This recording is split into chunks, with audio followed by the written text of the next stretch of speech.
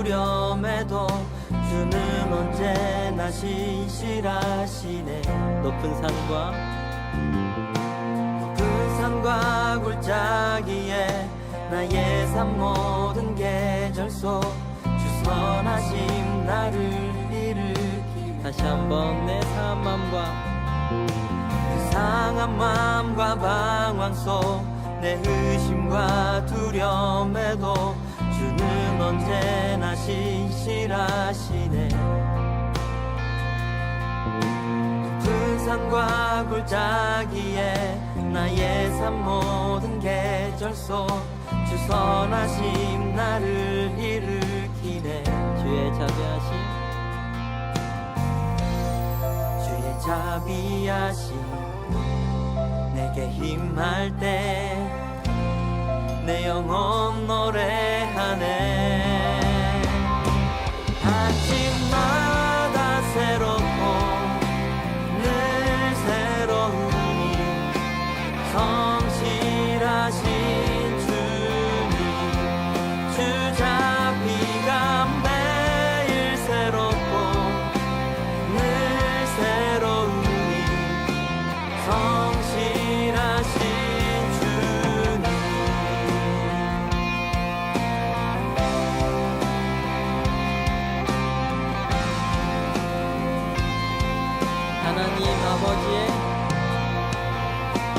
하나님 아버지의 끝없는 사랑으로 내게 모든 것 베푸시네.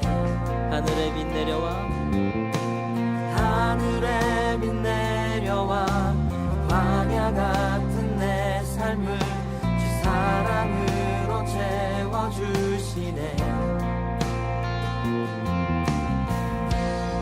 주의 자비하심 내게 힘할 때 내 영혼 노래하네.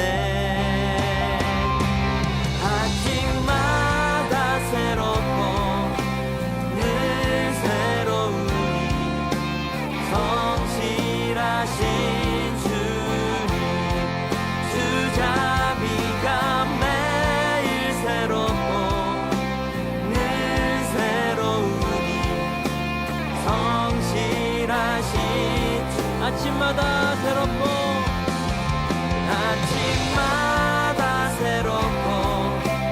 늘 새로우니 성실하신 주님 주 자비가 매일 새롭고 늘 새로우니 성실하신 주님.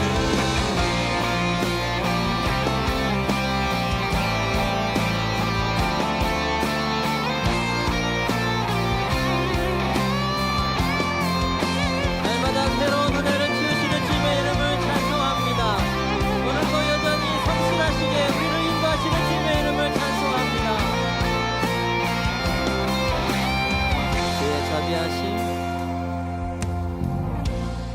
주의 자비하심 내게 힘할 때 주의 자비하심 내게 힘할 때 내 영혼 찬양해. 놀라운 은혜 내게 비춰주시네. 아침마다 새롭고 늘 새로우니 성실하신 주님 주 자비가 매일 새롭고 늘 새로우니 성실하신. 아침마다 새롭고 아침마다 새롭고 늘 새로우니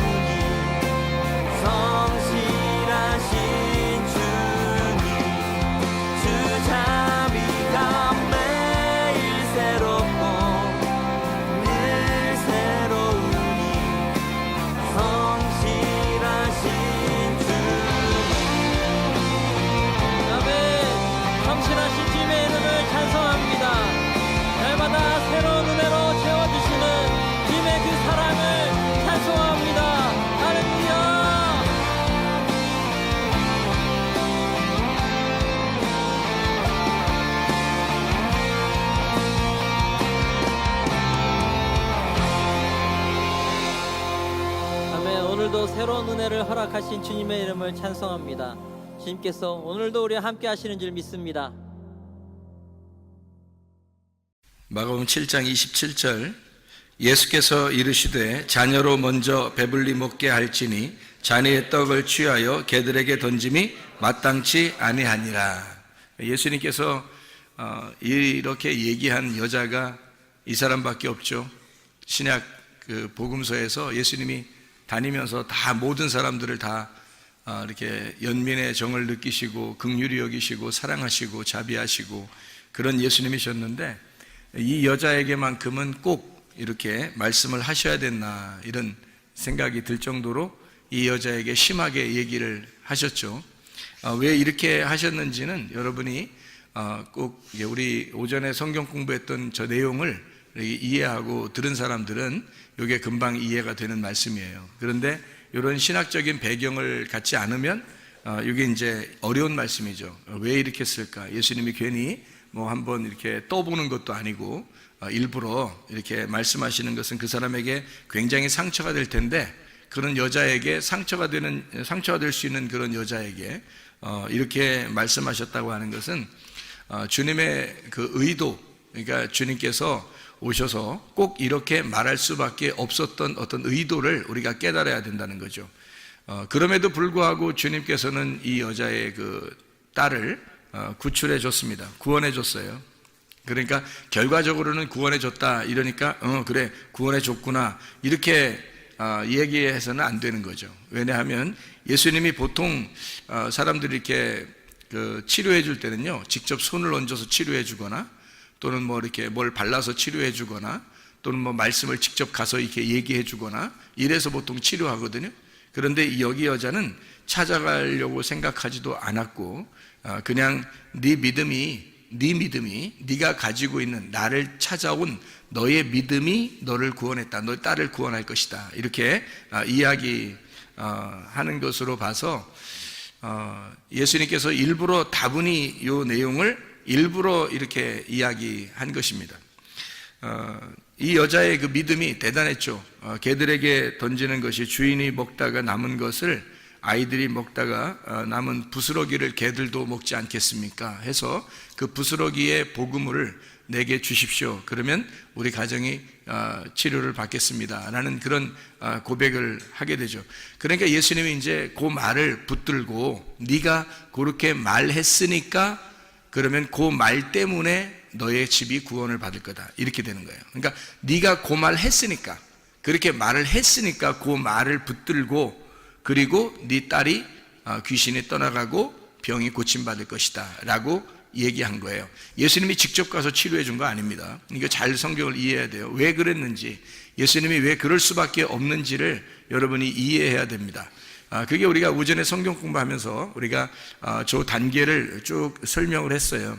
그게 한때, 두때, 반때, 그리고 나머지 반때, 그리고 7일에, 62일에, 한 일에, 한 일에에서 한 일회가 이제 3년 반, 3년 반이거든요.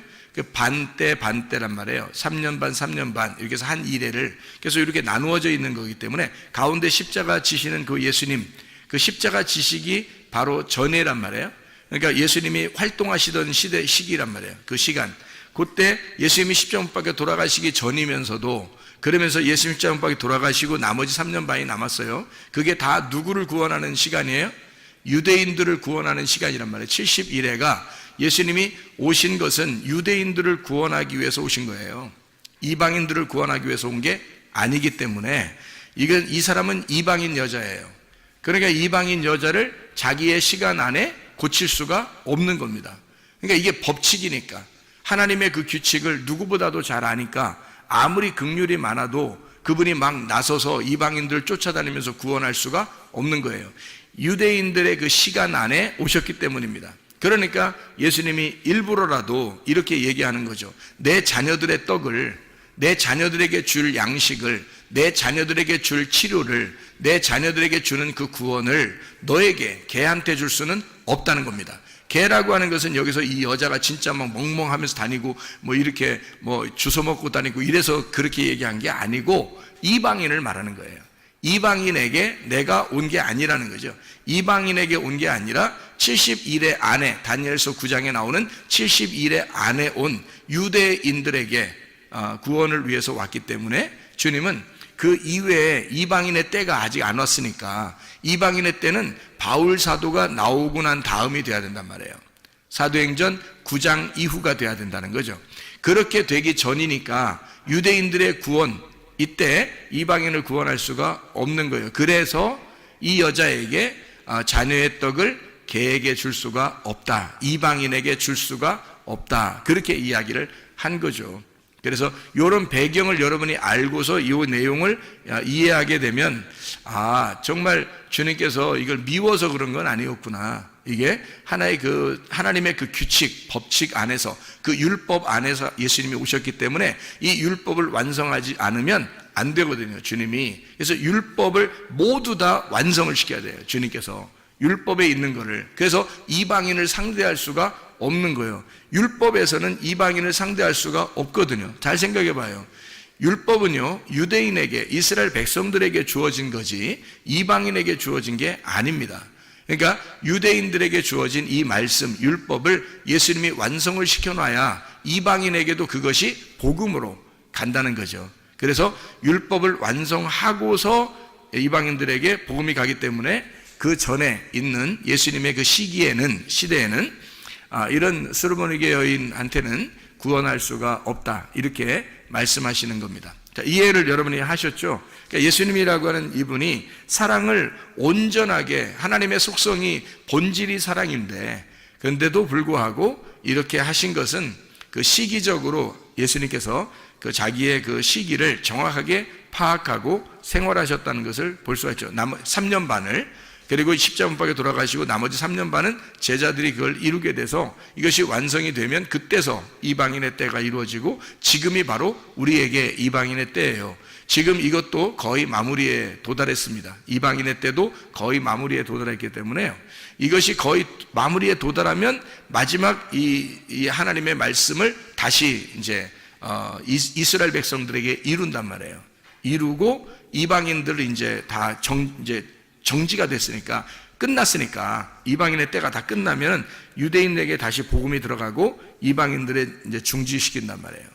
그러는 시기에 여러분이 있기 때문에요. 여러분, 보통 믿음을 갖지 않으면 사실은 주님 앞에 선택되기가 어렵습니다. 지금 시대에는요.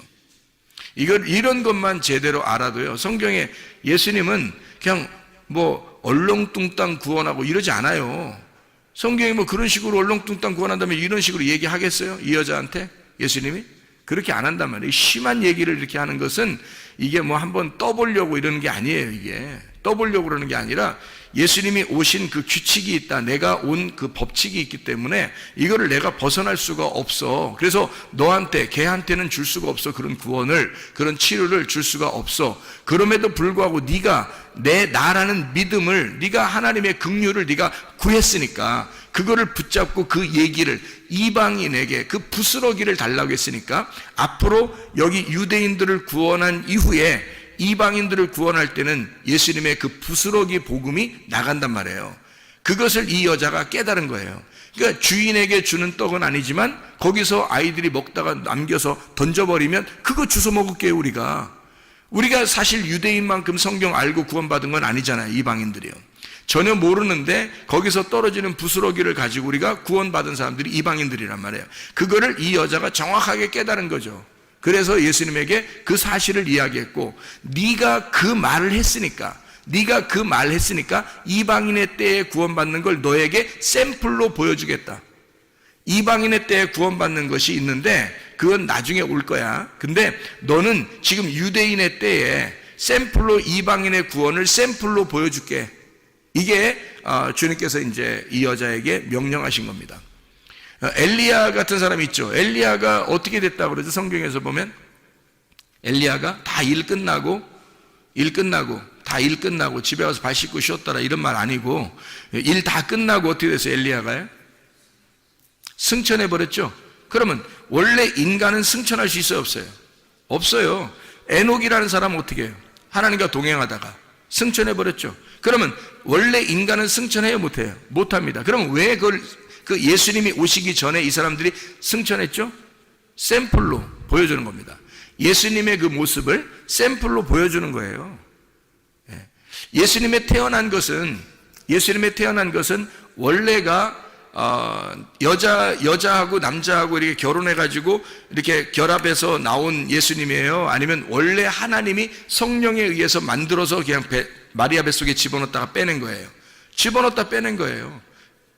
그렇게 유일하게 한 것은 누가 샘플로 보여준 거예요? 아담. 첫 번째 아담이 여자 남자 없이 그냥 태어난 사람이에요. 그것이 그대로 예수님에게 두 번째 아담으로 이것을 이룬단 말이에요. 누군가 샘플, 이 그림자가 있어야 그 다음에 실제가 나오는 거예요. 무슨 말인지 알겠어요? 그래서 성경은 다 그림자라고 하는 거예요. 실제인 예수님이 여러분 안에 들어오려면 이 그림자를 정확하게 보고 파악해서 이 그림자를 여러분이 알고 실체를 받아들이면 예수가 들어온단 말이에요, 우리 안에. 그러니까 예수가 실체로 들어오잖아요? 그럼 앞에 있는 그림자는 다 뭐가 돼요? 율법이 돼버리는 겁니다. 그러니까 율법이 내 속에서 실체가 완성이 돼버리면 이 겉에 있는 율법은 이제는 다 그림자가 돼버려서 그림자는 실체를 만날 때까지만 그림자가 있는 거예요. 형상이라는 게. 그러니까 성경은 다 형상인 거죠. 뭐의 형상? 그리스도라는 실체의 형상이란 말이에요. 그러니까 그리스도를 받아들이게 하기 위해서 성경이라는 형체가 우리에게 형상이 있었던 거죠. 이게. 그러니까 이런 건 하나의 그 성경도 우상인 거예요. 그러니까 성경을 뭐 귀하게 여겨야 된다면, 아니 귀하게 여기지 말라는 게 아니에요. 제가 말하는 거 오해하지 마세요. 성경을 귀하게 여겨. 이 세상에서 그럼 성경만큼 귀한 게 어디 있어요? 그렇죠? 그런데 이 성경조차도 예수를 받아들이는 데 있어서 이 성경을 보는, 연구하는 사람들이 예수를 받아들이지 못한 사람이 얼마나 많아요. 무슨 말이냐면 실체를 못 받아들이고 이런 우상, 이런 형상을 가지고 중요하게 여긴다는 거죠. 이거는 그렇게 중요한 게 아니에요. 실체라는 예수님이 중요한 거지. 예수라는 실체, 그 복음이 중요하지 이것은 중요한 게 아니란 말이에요. 이거는 그림자예요. 하나의 이제까지 이루어졌던 예수 그리스도가 우리를 위하여 이루신 모든 사건들을 여기에 기록함으로써 이런 하나님이다라고 하는 것을 설명해 주는 거예요. 무슨 말인지 알겠죠? 그러니까 이방인의 구원의 때가 오면 수르보니게 여인 이 한 사람만 구원받겠어요? 이 여자의 그 딸만 구원받겠냐고요? 아니에요. 수많은 이제까지의 유대인들이 구원받은 것보다 더 많은 이방인들이 구원받아요. 수많은 이방인들이 구원받게 된단 말이에요.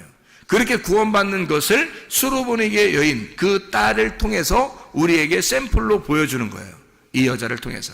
그러니까 이거는 그림자로 먼저 있었던 예수님과 함께 요 이야기들 앞으로 나올 70일회가 끝나고 이방인의 때에 이루어질 사건을 설명해 주는 거란 말이에요. 그러니까 예수님이 일부러 이 여자 보고 너는 이방인이잖아, 너는 개잖아. 그러니까 내가 이 귀한 말씀을 너한테 줄 수가 없어. 내가 하늘에서 내려온 말씀인데 나를 너에게, 너의 딸에게 줄 수가 없다. 나는 70일회 안에 왔으니까. 그래서 예수님이 십자가밖에 돌아가시기 전이었고 돌아가시고 난 다음에 제자들도 유대인 말고 이방인에게는 구원을 할 수가 없는 시점이란 말이에요. 그게 70일의 마지막 시점이기 때문에 그렇습니다. 한 일회를 굳게 정한 언약이란 말이에요. 이것이. 그래서 다니엘서 9장에 그렇게 말하죠. 마지막 한 일회를 굳게 정한다. 그렇죠. 그 언약을요.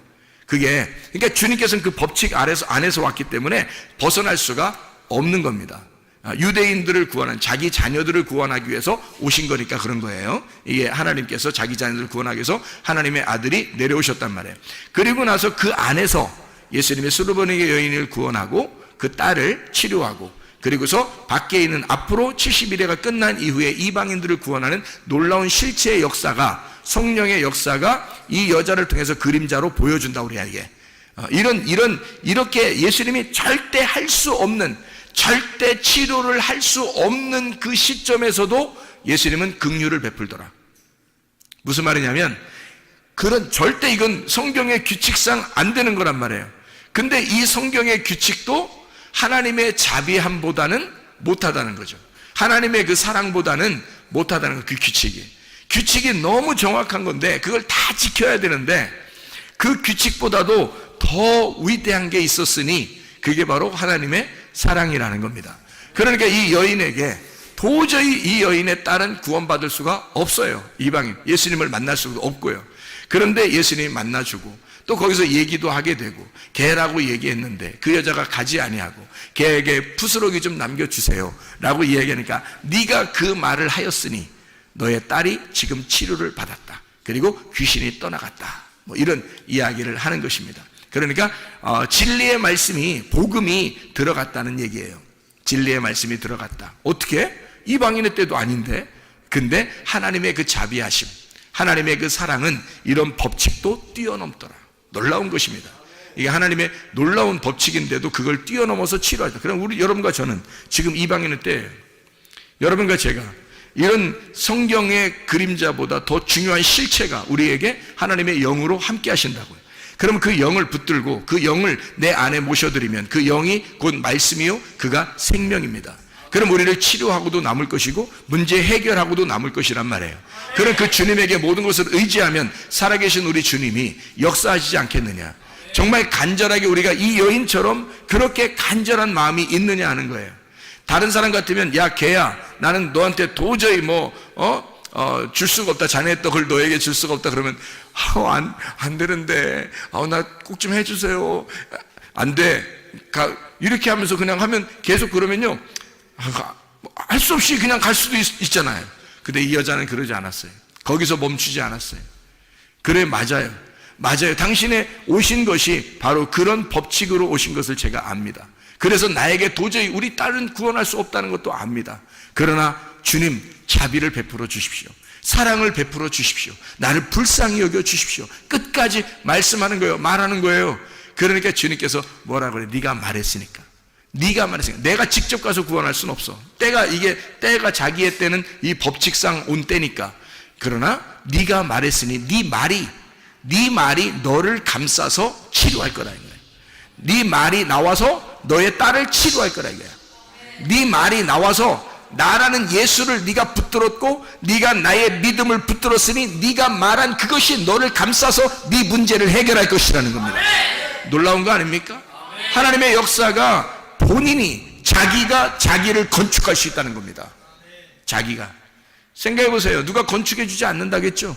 믿음이라고 하는 것을 누가 건축해 주지 않는다 그랬어요. 노아 방주? 누가 졌다고요? 노아가. 그래서 노아 방주라고 그러는 거예요.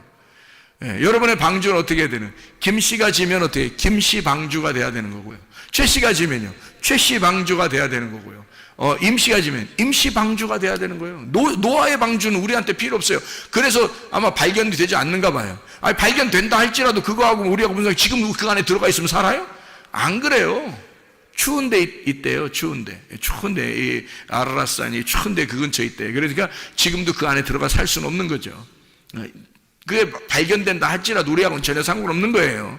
나의 방주를 지어야 된다는 거지. 나의 믿음으로. 그러니까 주님의 믿음을 내가 믿음으로 나의 방주를 지어서 내가 그 안에 들어가 구원을 받아야 된다. 지금 그게 이방인의 때다. 수로보니게 여인의 그 말이 방주를 지은 거죠.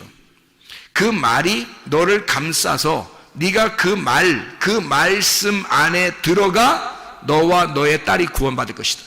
놀라운 거잖아요. 하나님의 역사는 이렇게 우리에게 말씀으로 오는 겁니다. 말씀을 했을 때 그 말씀이 나의 말씀이냐, 나의 방주를 짓는 것이냐, 내가 나의 말씀으로 그 주님을 믿는 그 믿음의 그 말씀으로 방주를 짓는 것이냐 이 말입니다. 그 방주 안에 들어가면 우리는 모든 문제가 해결되고 치료도 될 뿐만 아니라 우리의 영혼이 구원받는다는 말입니다. 아까워 더러운 영이 떠나가고 진리의 말씀이 오게 된다는 말이죠.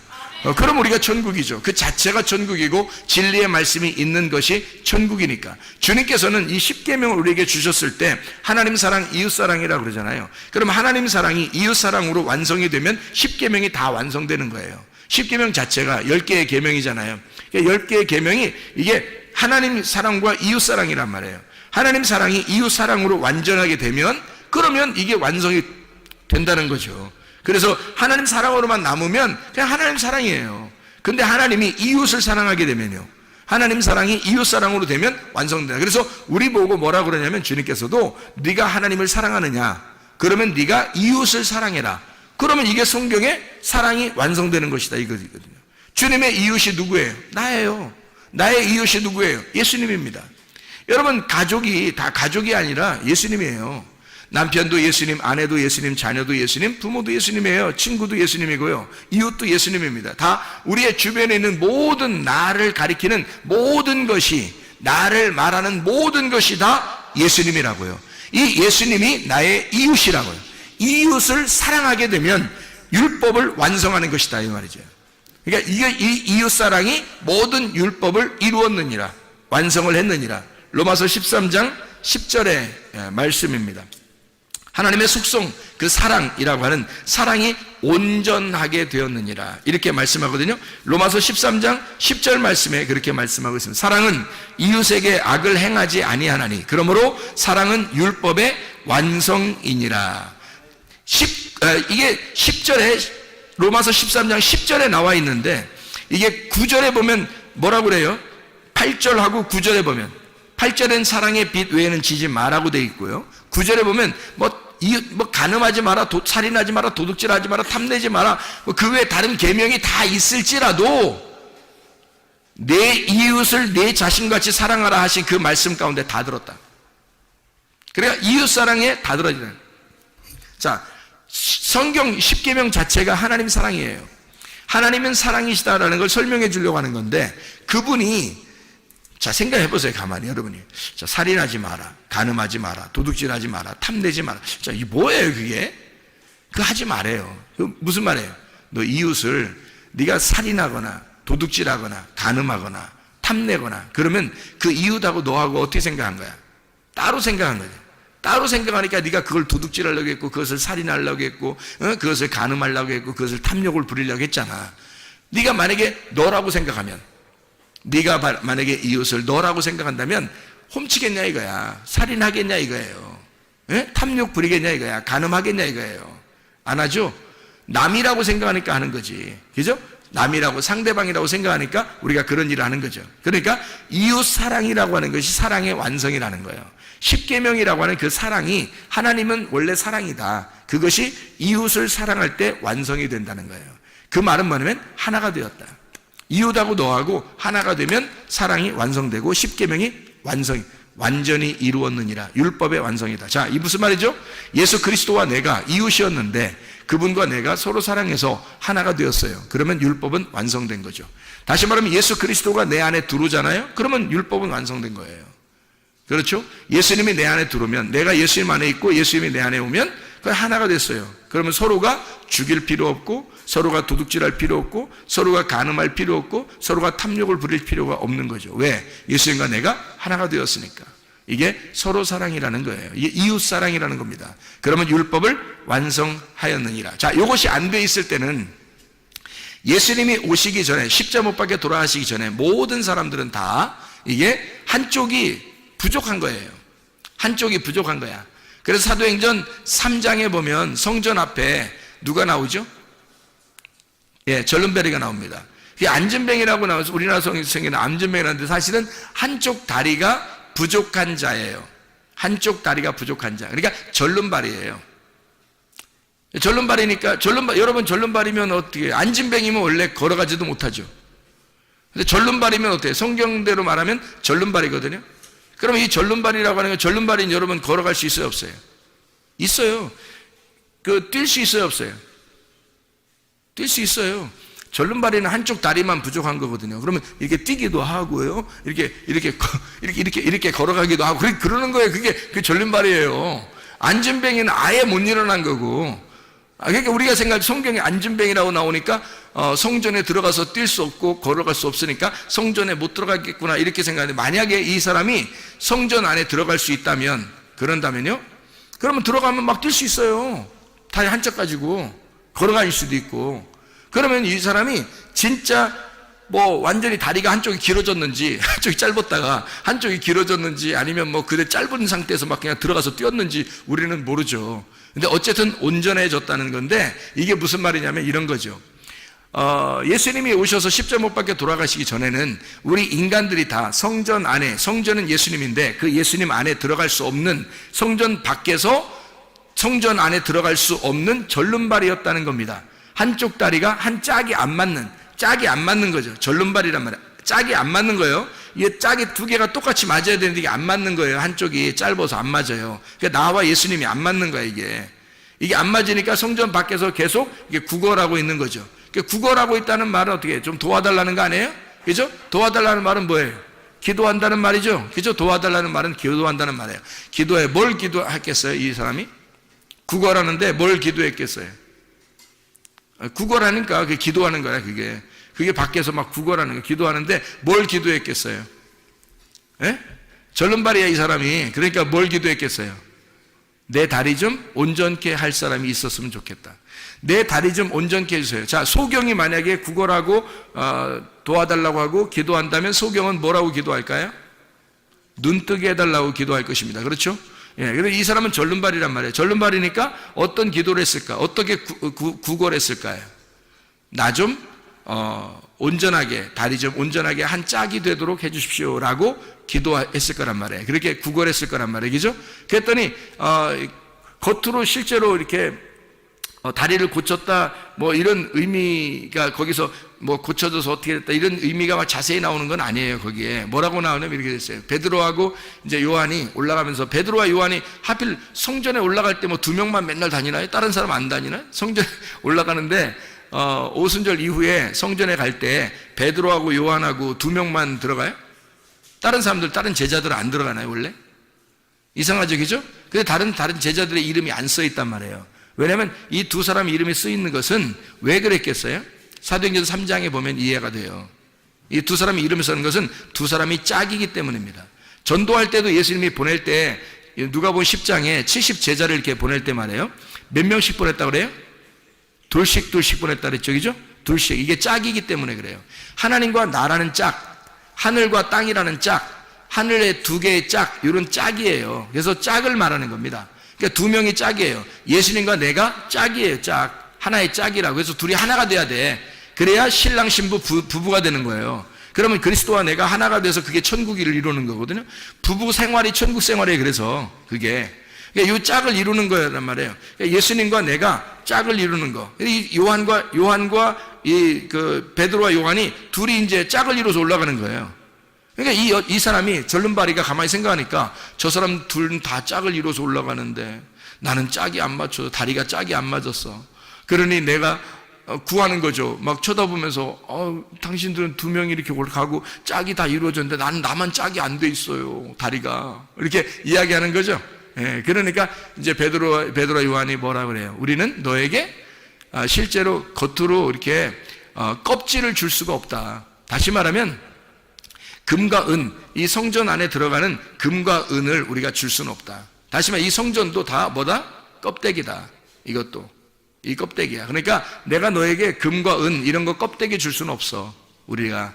그러니까 우리는 뭘 주냐면 속 내용을 줘야 되겠어. 너에게 알맹이를 줄 수밖에 없어. 우리는 껍데기가 아니라 이 성전이라는 껍데기에 우리가 둘이 짝이 됐다는 것을 우리가 알려주러 들어가는 거니까, 그러니까 이 성전 안에 진짜 너를 짝을 맞춰가지고 들여보내야 되겠다, 우리가. 그래서 우리는 껍데기를 줄 수 없으니까 금과 은이라는 껍데기를 줄 수 없어. 그러니 내가 너에게 예수 이름이라는 알맹이를 줄게. 예수 이름이라는, 예수 말씀이라는 그 진리를 네가 알아야 널 자유하게 되고 다리가 짝이 맞춰지는 거야. 그래서 내가 너에게 예수의 이름을 전달해 줄게. 예수의 이름으로 말하노니 일어나라, 그렇게 말하는 거예요. 그랬더니 이 사람이 벌떡 일어나서 가가지고 막 춤을 추고 그러는 거예요. 두 다리가 온전하게 똑같이 돼가지고 가서 춤췄다 이런 얘기가 없어요, 성경에. 이 사람이 그냥 일어난 거예요. 이제 깨달은 겁니다. 하나님의 말씀을 깨달은 거예요. 복음이 이렇게 되어 있었구나. 예수가 십자가 못 박혀 돌아가시 전에는 짝이 안 맞춰져 있는 한쪽만 오신, 한쪽의 다리만 가지고 오신 그런 예수님이었는데, 내가 불구였는데, 그런데 주님이 십자가 못 박혀 돌아가셔서 예수의 이름이 온전하게 되셨구나. 짝이 되셨구나. 그러면 나는 이렇게 누워서 이렇게 있을 수가 없지. 내가 이렇게 주저앉아 있을 수가 없지. 내가 일어나 성전 안에 들어가 뛰어놀고 찬양하리라. 이렇게 돼버린 거예요. 이게 믿음으로 일어나게 된 거죠. 그러니까 예수의 이름이 오게 되고 그가 믿음으로 일어나게 된 거예요. 예수의 이름을 줬는데 일어나라 했는데 안 돼요, 나 못 일어나요, 나 언제부터 여기 앉아 있는데 내가 못 일어나. 이렇게 하면 돼야 안 돼? 안 되는 거예요, 이 사람, 이거. 예. 거기서 예수의 이름을 너에게 주노니 일어나라니까 이 사람이 스스로 일어난 거예요. 그죠? 예. 복음의 말씀이 여러분에게 비추어 오면요, 여러분에게 말씀을 이렇게 외치는 자의 소리가 들리잖아요. 외치는 소리가 들리면 이게 뭐냐면 빛이 비추어진 거예요, 이게. 빛을 비추는 거야. 세상의 빛을 비춘 거예요. 이렇게 비추어지면 여러분이 그 믿음을 가지고 그 빛을 가지고 여러분이 일어나야 된다는 거예요. 성전 안에 들어가 뛰어놀고 찬양해야 된다는 것입니다. 이렇게 말씀이 여러분에게 오게 되면 짝을 맞추어져, 하나님은 진리의 말씀으로 나머지 한 짝을 맞추어서 예수 그리스도의 십자가 못 박혀 돌아가신 사실을 여러분이 진짜로 믿으면 우리는 주저앉아 있을 수가 없다는 겁니다. 짝을 맞추어서 그대로 믿음으로 승리하고 일어나셔야 합니다. 그 믿음, 그 예수의 이름이 우리를 일으킬 것이니까. 그럼 우리는 거기서 주저앉아 있으면 안 된다. 짝이 맞춰져야 된다. 그 말이죠. 자, 우리에게 간구하는 것이 있어야 되겠죠. 이 절름발이 사람처럼 간구하는 게 있어야 돼요. 하나님, 나 살려주세요. 내가 짝이 안 맞는 것 같아요. 하나님, 내가 이런 불구예요. 내가 이렇게 잘못되어 있는 사람입니다. 자, 죄인입니다. 도저히 예수님하고 내가 짝이 안 이루어졌어요. 하나님, 내가 예수님하고 내가 짝이 이루어지도록 하나님 나를 불쌍히 여겨주세요. 라고 수르보네게 여인도, 여기 있는 안진뱅이도, 이 절름발이 그 남자도, 사도행전 3장에 이 사람도 다 주님께 간구하는 거예요. 하나님에게 간구하는 거예요. 그랬더니 도울 자를 보내셔서, 수로보네게 여인이 있을 때는 예수님이 가셔서 얘기하고요. 그리고 여기에는 이 절름발이에 있는 데는 여기서는 성전 밖에서 베드로와 요한이 짝을 이룬 이제는 이방인과 유대인이 원래는 짝이 아니었었는데 예수님이 십자가 밖에 돌아가시고 오순절 성령의 충만이 임한 다음에 그때부터는 이제 짝이 이루어지는 거거든요. 나머지 71회가 다 3년 반이 다 이루어졌거든요. 완성된 상태니까 이제 이것이 짝이 이루어진 하나님과 우리가 나누어져 있었는데 짝이 이루어지는 사람이 될 것이다. 이것을 네가 진리로 먼저 받아들여라 이거죠. 이 사도행전 3장에 이 절름발이에게도 진리가 들어간 겁니다. 진리가. 그래서 이 사람에게 짝을 맞춰주고 그 짝을 맞춰준 상태에서 이 사람이 그 진리를 받아들이니까 믿음으로 일어설 수가 있게 되었다. 이것은 주님의 짝이에요. 하나님의 말씀이라고 하는 이 말씀은 그래서 이 다리에 두 개 다리가 절름발이었었는데 한 짝을 이루는 71회가 완성되면 우리의 모든 짝이 다 맞춰져. 그리스도가 신랑이고 내가 신부가 돼서 하나의 짝이 맞춰지면 온전한 다리로 살아갈 수밖에 없는, 짝이 이루어진 상태로 살아갈 수밖에 없는, 그분은 신랑이고 나는 신부인데 둘이 하나가 되는, 주님이 내 안에 내가 주님 안에 있는 서로 하나가 된 삶을 살아갈 수밖에 없다는 거죠. 그게 진짜 믿음이라는 겁니다. 그러니까 저쪽에 예수님이 계시고 내가 여기 있어서 주님을 믿어드리는 게 아니에요. 그건 믿음이 아니라는 겁니다. 근본적으로 예수님이 내 안에 내가 예수님 안에 있는 것 그 자체가 하나가 된 그것이 믿음이라는 거예요. 그래서 주님 앞에 기도하는 거예요. 기도해서 주님께 응답받고 주님께 응답받아서 하나가 되면 주님의 자비를 베풀 거 아닙니까? 하나님이 우리에게 자비를 베풀 거 아니에요. 그러면 우리의 문제거리를 해결하면 주님이 나와 하나가 된단 말이에요. 하나가 되면 하나가 된 사람이 풍성한 사람이에요. 그러면 이 풍성한 사람이 또 그 말씀을 나눔으로써 자비를 베푸는 거예요. 그걸 뭐라 그러면 구제라 그렇게 말하는 거죠. 그러니까 기도해서 하나님 앞에 기도해서 예배가 성공돼 하나님을 만난 사람은 구제가 반드시 일어나야 된다는 거죠. 하나님이 우리를 구제하기 위해서 예수님으로 보내서 우리를 구제하셨죠. 그러니까 구제하셔서 우리가 그 기도에 응답, 하나님께 막 구했더니 이스라엘 백성들이 애굽에서 막 구했더니 모세를 보낸 거예요. 구제하신 거죠. 하나님이 모세를 보내신 것이 구제입니다. 그리고 이 죄인들, 우리 같은 이런 죄인들에게 예수 그리스도 메시아가 오신 것은 구제하신 겁니다. 하나님이 우리에게 예수를 보냄으로써 우리를 구제하신 거예요. 그럼 여러분이 받은 구제는 뭐예요? 여러분이 받은 구제는 뭐 구제 옷 뭐 이런 것 있다던데 그 구제 옷을 받은 거예요. 그 옷이 의의 옷이란 말이에요. 그리스도의 옷, 의의 옷을 우리가 구제받았어요. 하나님으로부터 구제를 받았단 말이에요. 그러면 여러분이 가진 것은 뭐예요?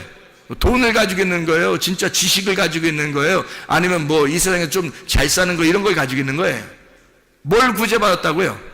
그리스도를 구제받았다고. 하나님에게 우리가 나 죄인입니다 라고 하는 사람이, 그렇게 간구하는 사람에게 하나님께서 우리에게 예수라는 구제품을 주셨다고요. 예수라는 분을 우리에게 내려주시니까 그 구제를 받은 내가 이 예수를 다른 사람에게 전달해 준다는 거, 이 전달해 주는 걸 말씀 선포라고 그러는 것입니다. 내가 간구했더니 하나님께서 응답하셔서 예수 그리스도가 내게 오셨단 말이에요.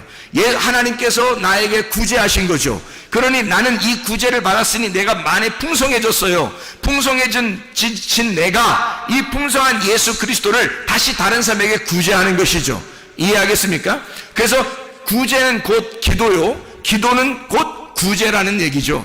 예배가 구제고 구제가 예배라는 거예요. 그러니까 구제와 예배와 기도는 같은 것이란 말입니다.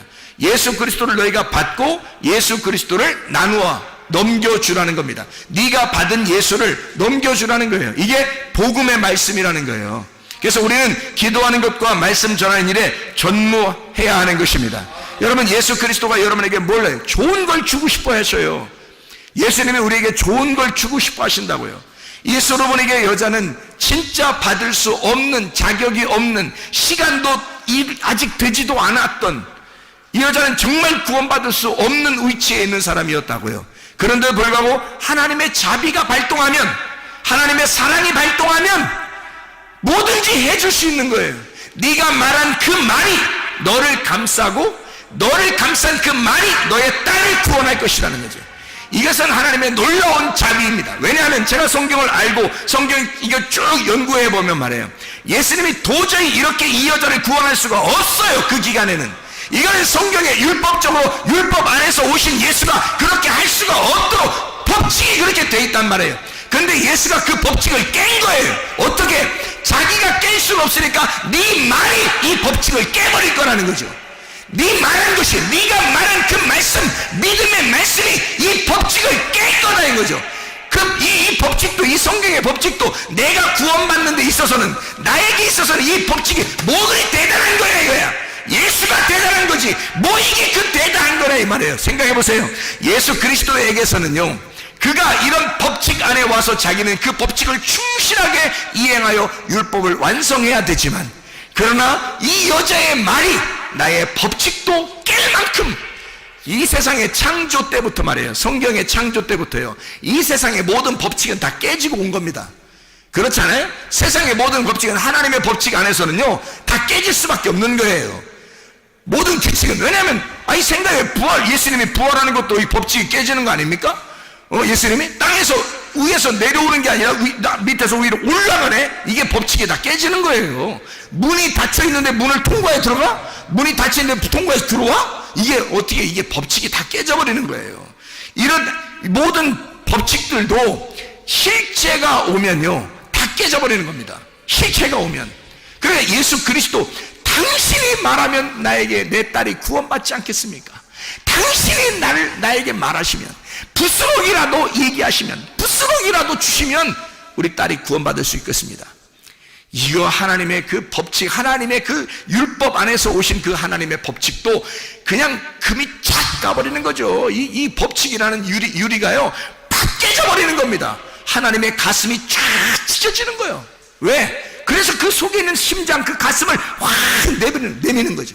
그래, 네가 말했으니, 네가 나의 심장을 건드렸으니, 네가 나의 사랑의 심장을 건드렸으니, 그러니 네가 말한 그것이 너를 구원할 것이다. 그 믿음이, 그 심장이 너를 구원할 것이다. 하나님의 사랑입니다. 여러분, 하나님은 사랑을 완성하시러 오신 분이에요. 하물며 여러분과 저에게 지금 이방인의 때에 여러분과 저에게 하나님의 은혜를 베풀지 않겠는가? 하나님의 은혜를 구하는 주의 백성들이 다 되시기를 바랍니다.